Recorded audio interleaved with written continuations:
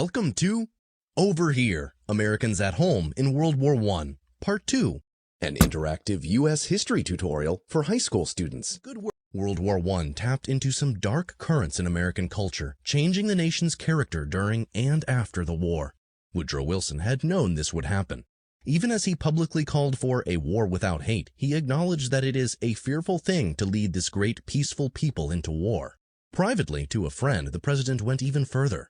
Once I lead this people into war, and they'll forget there was ever such a thing as tolerance. To fight, you must be brutal and ruthless, and the spirit of ruthless brutality will infect Congress, the courts, the policeman on the beat, and the man on the street. Wilson's prediction had a good deal of truth in it. You've already learned how he used the federal government to criminalize dissent and spread propaganda, some of which was designed to promote fear and anger against America's new enemies. Nativism, a hostility toward immigrants, was one consequence of the war. Before World War I, America had welcomed almost 1 million new immigrants a year into the United States. But once the war began in Europe, and submarines began to prowl the seas, the flow of immigrants lessened dramatically. During wartime, many Americans developed a new fear of foreigners and the foreign-born among them. Were they truly loyal to the United States or to their countries of birth? One group under new suspicion was Mexican Americans. Before declaring war, the U.S. had intercepted a letter, the Zimmerman telegram, sent from Germany to Mexico's government. It had promised that if Mexico declared war against the U.S., Germany would help it regain territories that had been lost in the Mexican-American War of the 1840s. Now, many people couldn't help but wonder, were Mexican immigrants as well as Americans of Mexican descent trying to stab the U.S. in the back? All Mexican Americans paid the price with increased hostility and prejudice, as did immigrants from Austria, Hungary, Turkey, and other Central Powers. But the greatest anger and abuse, of course, was reserved for all things German. With the U.S. at war with the evil Hun overseas, millions of German Americans at home were made to feel like outsiders at best and traitors at worst.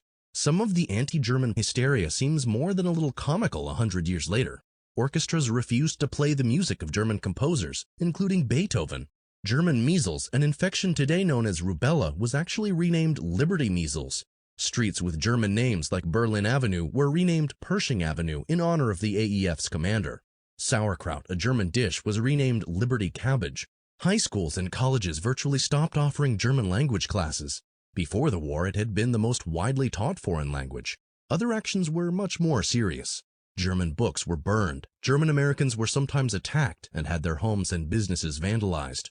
Robert Prager, an Illinois man who was a German immigrant, was lynched in April 1918, presumably for being a socialist. His alleged killers called it a patriotic murder. They were acquitted, found not guilty. Former President Theodore Roosevelt spoke for many people when he called immigrants hyphenated Americans and said that anyone who was against the war was engaged in treason to the American public. The Saturday Evening Post, one of America's most popular magazines, said that it was time to get rid of the scum of the melting pot. Heightened patriotism is an ever-present and necessary ingredient when a nation is fighting a war, but patriotism can have a dark side, as Woodrow Wilson had predicted.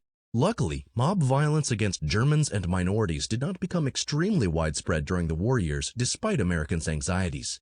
But the nativist attitudes aroused by World War I would not entirely fade away, and the persecution of people considered un-American would remain part of the culture long after the war ended. Women played a vital role in the war effort at home. Before the war, the place of women, at least middle-class women, was considered to be in the home. Women were in charge of the domestic sphere. They were wives and mothers and were to be responsible for making their homes safe, welcoming places for their husbands to return to at the end of the day. World War I threw all of that into upheaval and demolished long-standing barriers that had kept many women out of public sphere. Millions of male citizens were now drafted into military service or volunteered. This meant that their wives, sisters, and daughters needed to take on new roles, including filling the jobs left vacant by men. Before the war, jobs in factories, railroads, and defense plants had been virtually unavailable to women. Now female labor was welcomed. In fact, it was considered essential to the war effort. By the time the war ended in late 1918, more than 1 million American women had found work in war industries in the United States. Many others traveled over there to Europe to serve as nurses and fill other jobs close to the battlefields like phone operators. Women could even officially enlist in the U.S. Navy and Marines for the first time ever in non-combat roles. They received the same pay and benefits as men and were treated as veterans after the war. Women's involvement in the war effort helped them, at long last, gain the right to vote. President Wilson had long been reluctant to support women's suffrage or voting rights, but in September 1918 he spoke before the U.S. Senate in support of it. Wilson cited women's efforts to win the war. "We've made partners of the women in this war," he said. "Shall we admit them only to a partnership of suffering and sacrifice and toil, and not to a partnership of privilege and right?" It was a major turning point in the suffrage movement. The next year, Congress passed what would become the 19th Amendment to the Constitution, and it was ratified in 1920, guaranteeing all American women the right to vote. In the same way that it opened up new possibilities for women, World War I provided African Americans with opportunities unavailable before the war. Black soldiers and sailors served in uniform in Europe, about 350,000 of them, although they served in segregated units. But for the greater number of African Americans who stayed over here, there were changes as well. When the war began, about 50 years after the Civil War, almost 90% of Black Americans still lived in the South. Most of them lived in poverty and were still denied social and political rights by Jim Crow laws. The war created opportunities for many African Americans to escape the South. Millions of jobs in northern cities were vacant, and there were fewer immigrants arriving to fill the jobs. Northern industries actively sought out Black workers by putting ads in Southern newspapers and even sending recruiters down into the South.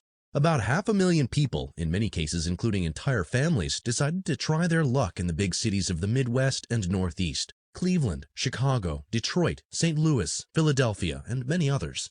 Usually they left everything behind, essentially becoming immigrants in their own country. Organizations like the one whose flyer you see here reached out to new arrivals and offered help as they adjusted to their new homes. In most cases, African Americans found better jobs and living conditions than those they had left behind. They were also playing a vital role in helping the war effort. Few looked back.